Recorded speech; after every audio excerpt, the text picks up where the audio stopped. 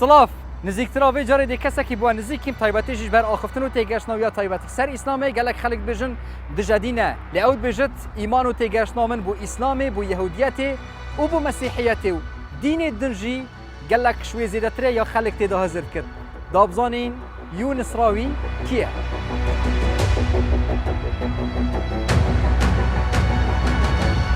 ماندینه من باشی برا اوه مامستا زور دا خازالی بینیتی اوه چه تا دیری باجر و دیری قربالغی هل بجارتی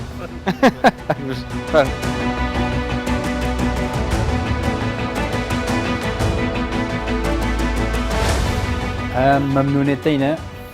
تا درفت دامه ام خوش من نزیکیم ابزا به هر لوی دست پید کم اگر بتوی فکر چی روشنگری یان اسلامی بلال خیوه لبی لناو دریای زانست دا ملبکی یان اوت لای راست اسلامی کانن لای تب دجا اسلامی کان بلام اتو لناو راست دای خلق دلی او کساتیا سری لما شیواندیه اسلامین یان دجا اسلامین خوی ما سه جور فرمی دین من هیا فرمی کی عرفانی من هیا که کرد بدرجایی میجو لعرفان و تصوف بوا وفورمي كي أصولي مان هي كسلفي وأم جروب وأحزابانا وفورمي جورتر إملاقتر بالاتر ورتر مان هي كفورمة فلسفية كيا يعني بالرشد فلسفة وإسلامية دقرن نهر يكشتا ديان آيات مان هي خواهاني أو مان ذا بتشيلنا وفلسفة إما سورتك مان هي القرآن هي فيلسوفيك لقماني حكيم صورتك كامل وخدا نصيحتك عني أو ما بوي جريتها كان نصيحتي كركي خوي إخواني يا سلفي إخوان إرهابية يعني بهيج كلمة ومصطلح جديد كيبو بكار بينهم إرهابية وبيني مان مصر تشكارة ساتي في الجوري وهو دجبينين حماس حزبكية إخوانا أما انتوز بلي وهابي سلفي فرعي لدبيته إخوان داخلي معي عقيدة نبوة مثلا تو إخوانت هي باوري بوهابية هي باشا إخوانتي أشعرية إخوانتي ماتردية داخلي أو معي نبوة إخوان زيادة المشروعك السياسية تو أبي أبجدياتي أو بخويني بوي بزانتي بازيات لنا أمام بو إصلنا يا ركاني من أواني خوان بنيار من مشكلة من كسنية ودائما أشنو هم تانم خوش أولا أوضل يعني بس نوسين أما للروح وخويني منها من نزاع لقل كسنية حتى رابعي عدوي وعارفة قوري أو شو الله تاكجنا لتاريخ رابعي عدوي الله إمام حسني بصي الله حسن أزاني من رقم للشيطانية الله يقول الشيطان مشكلة لقل مني شيطان مشكلة لقل خواها يعني أتوج مشكلة لقل الشيطان من مشكلة لقل كسنية حتى لقل الشيطان يشني منها فشيماني لو تمانيك لا سعودي أبوي مثلا سلفي بوي أو كات لا يك دقيقة جيانم فشيمان نيم لبروي هتش كاتك لسر هتش بيرو راو مثلا تفكير وفلسفيك بوما باورم بيها بوا أي دست خوش هربجي كان خوش أبجي هدي دي قهوة تعال دي بخون جل أخف نيت شيرين يعني مجلس ما يشلب أخف نيت شيرين عفوا أستاذ بكار هناني دين بو برجون دين نتواتي لنا إسلام اشتواهي خلق واتي قشتوا دبي إنسان خزمتي دين بكا خوي ركبت شوان خداوند دينا كاني ناردووە لە هەموو زەمانە جیاوازەکان بۆی خزمەتی ئینسان بکە من مەشروعێکی چەند ساڵە ئیشی لەسەرەکەم لە سێ بەرگە بەناوی ئیسلامی کوردی خوێندنەوەیەکی ئیسلامی ئینسانی مۆدێرن عەقلانی فەلسەفی علمی بۆ دین بۆ مەسلحەتی ئینسانی کوردی با بڕووینە ناو ماڵێ بزانین ناو ماڵێ چون لە خزمەت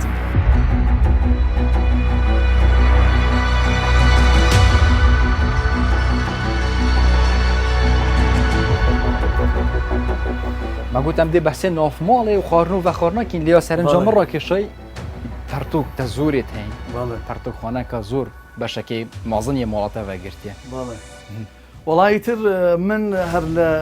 چاوم هەڵێناوە بە دنیانی کتێبم بینیە لە لای باپیرم کە کتێب گەورەترین شتە مەسەڵەن خوداوەند حتا خوداوەند قسەکانی خۆی لە کتێب نازل کردووە زانی شتە چ تایبەتی تێدا مەسەلەن لە باپیرە گەورەکانت بووماتەوە هەمویان بەنسبەت من تایبەتن بەڵام ئەمەی لای من مهمە مەجموعەیەک نامەی هەیە باپیرم شێخ محەممەد عەلی لەگەڵ قەشەکانی عنکاوە دیارە لە نامەکان کە دەیخوێنیتەوە هاتوچووە بۆ چۆتە ماڵیان و هاتۆتە ماڵی یعنی نانی یەکتریان خواردووە پێکەوە ژیانی ئەو کە حتى یەک لە ڕیسالەکانی قەشەیەکە بۆی نووسیوە لە ماڵی تۆ بۆنی مەسیحم کرد پێکەوە ژیانت چوونە لەگەڵ من تربیەتی ئەوم من تربیەتی ئەوم مەسەن برادری مەسیحیت هەیە سەلەفیت هەیە ئیخوانیت هەیە من برادرم هەیە مولحیدە دەبینی زۆر جار مولحیدی ڕسمی دێن ئەو برادری من کێشم لەو کەس نییە ئەزانی خەڵکانێک هەیە مولحیدە وش تامەزرۆ بۆ من ببینێ پرسیاری هەیە ئەڵێ تۆ چۆن ئیماناری ئەزانی من دائیمەن ئەڵێم ئەو ئیمانەی من هەمە ئەگە تەوزیع بکەی بەسەر ئومەی ئیسلامی و مەسیحیەت و یەهودیەت بەشی هەمویانەکە پەرتووکۆ ژیانەتە دوو یادگاریە بوومە بە حەسکی یادگاریەکە گەلک خۆش قەچبیرۆتە ناوچێت یادگاریەک ژی گەلک یان نەخۆشە خۆشترین شتی بە ژیانم دەنگدان بوو بۆ سەربەخۆیی کوردستان 2017 باشە ڕێفراندۆم بەڵێ بۆ من شانازی پێوە دەکەم ناخۆشترینەکە مردنی باپیرم بوو ینی من مامۆسایەکم لەدەستدا من پشتوپەنایەکم لەدەستدا من هاوڕێیەکی گەورم لەدەستدا من کەسێکم لەدەستدا کە لە تەمەنی 10 ساڵان هەموو جار دەیوت معریفەی 50 ساڵم داوەتە تۆ ئەمە ناخۆشتریشی ژیان ژۆدا ئەم بێ ئالیە مۆڵێژی بجێ بینی زیاتر بچینە ناو ژیانەتە ڕۆژانە چ خواردنە چ ڤەخواردنە وەکی توێ بتنێت بی چاوە خواردن و ڤەخواردنە حاضرکین کەرم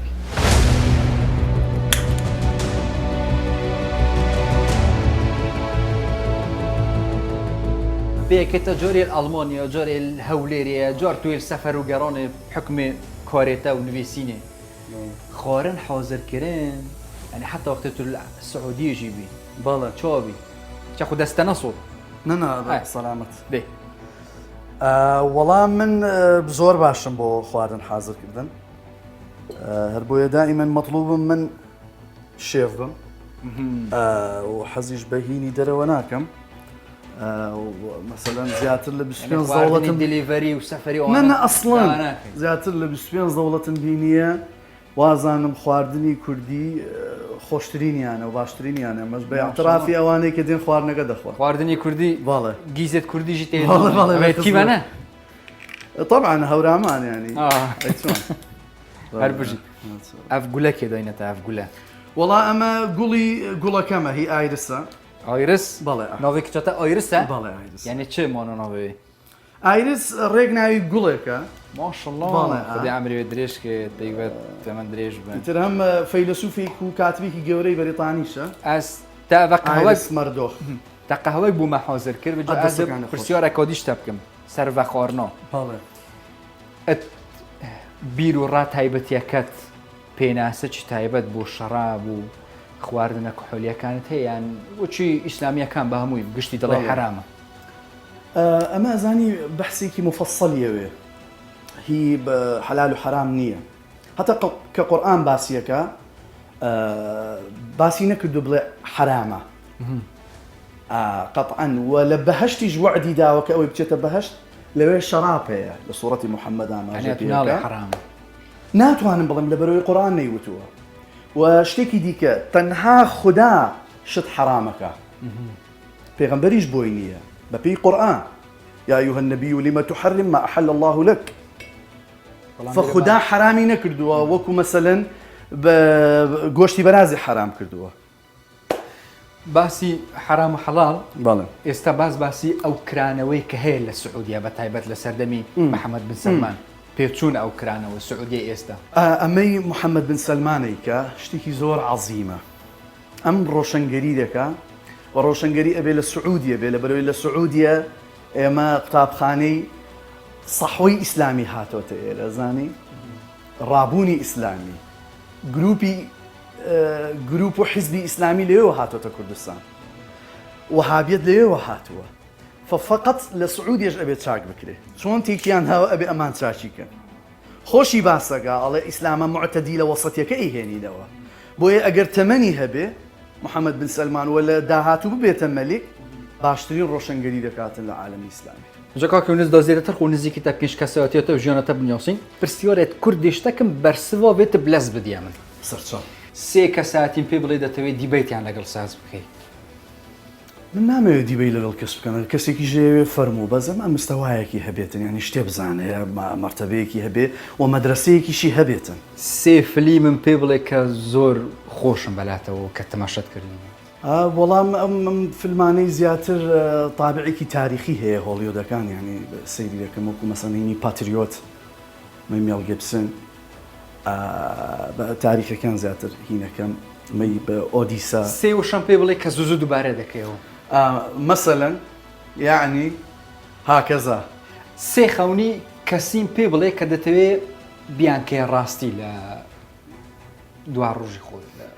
من اموي او بروجا روشنگري هما بيجينم واموي روجك دابي او خلقه تيبقى باشا وزوري شم بيخوش نقدي بكن نقوري بقرن وكو امام وهين مقدس وري بقرن نقدي بكن بيري لبكن وبس نقدي كي علمي عقلاني سه ناخوشترین شت للسوشيال ميديا جوين إهانة هتافاتي دواي شتك دكيو كأصلينية برنامه می گلک کرد بی خوزی درشتر با و زیاده تر ما جیاناتش نزدیکتر زانی با لذا ما هر هنده ام گل ممنونیتین دیسا خوشحال بوم و زور سپاس بخير بني هر بجی بخير بني